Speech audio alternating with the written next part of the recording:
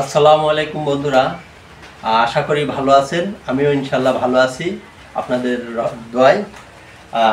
আমি একটা নতুন নতুন কার্যক্রম শুরু করেছি আর কি। চাকরির পাশাপাশি আমি এই ডেইরি সেক্টরটা করতাম, তো এখন আমি চাকরিটা ছেড়ে দিয়ে আমি পুরোপুরি এই ডেইরি সেক্টর, ছাগলের ফার্মিং এবং এই যেগুলো আর কি বাসায় থেকে যেগুলো করা যায় আর কি সেইগুলো নিয়ে শুরু করেছি। সবাই দোয়া করবেন আমার জন্যে, যেন আমি সফল হতে পারি এবং আল্লাহর পরে ভরসা রেখে শুরু করেছি। আর আমার ওই গরুটা বাছুর হয়েছিল, ওইটা আপনাদের সাথে শেয়ার করছিলাম।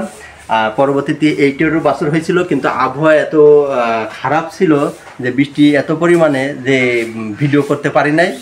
আর এই ছাগল কিনা দিয়ে তারপরে এই বাছুর হওয়া দিয়ে আমি খুব ব্যস্ততার ভিতরে ছিলাম, যার কারণে সব কিছু শেয়ার করতে পারিনি, এজন্য দুঃখিত।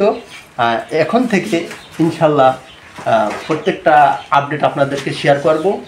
আর এই আমার হলো ফেটেনিং করি না, কিন্তু আমারই এই ডেইরি বাছুর থেকে আস্তে আস্তে এই আইডিয়া বাছুর হয়েছে, এই দুটো আইডিয়া বাছুর হয়েছে, তাই এই দুইটা আবার এই পাশে রাখছি, আস্তে আস্তে বড় হয় আবার বিক্রি করে দিই আর কি।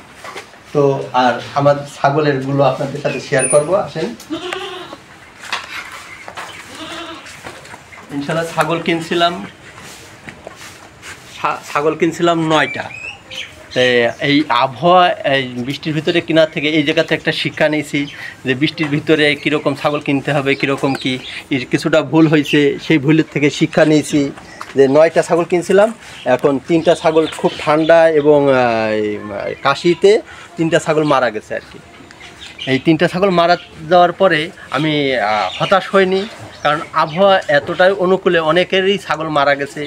আর আমি তো নতুন শুরু করেছি, ছাগল পুষেছি 1-2টা করে আগে, কিন্তু এরকমভাবে তো আর শুরু করিনি। আর যার কারণে নতুন কিনা, নতুন একটা জায়গা, এই সব মিলে আপনাদের সাথে সব কিছু শেয়ার করতেছি, যাতে আপনারা এই জায়গা থেকে শিক্ষা নিতে পারেন। এবং আমি তো কিছু নিচ্ছি, এইটাই আর কি। আর আরেকটা বিষয়, যেটা ওই যে আমার একটা বাছুর হয়েছিল, বকন বাছুর, এদিকে আসো। তো আল্লাহ আমার এই বকন বাছুরটা আর কি হয়েছে আর কি, দিয়েছে। এর আমি পর্যাপ্ত দুধ খাওয়াচ্ছি এবং এই 10 দিনের দিন আমি ডিহর্নিং আর কি, যাতে শিং না ওঠে এর জন্য আর কি ওই ওষুধটা প্রয়োগ করে এই চেষ্টাটা করেছি। এই প্রথম ফার্স্ট আমি এটা পরীক্ষামূলক করলাম, এর পরবর্তীতে আপনাদের সাথে শেয়ার করব। আর এবং এর পর্যবেক্ষণ রাখেছি, আর কখন কি হয় না হয় এটা আপনাদের সাথে শেয়ার করব।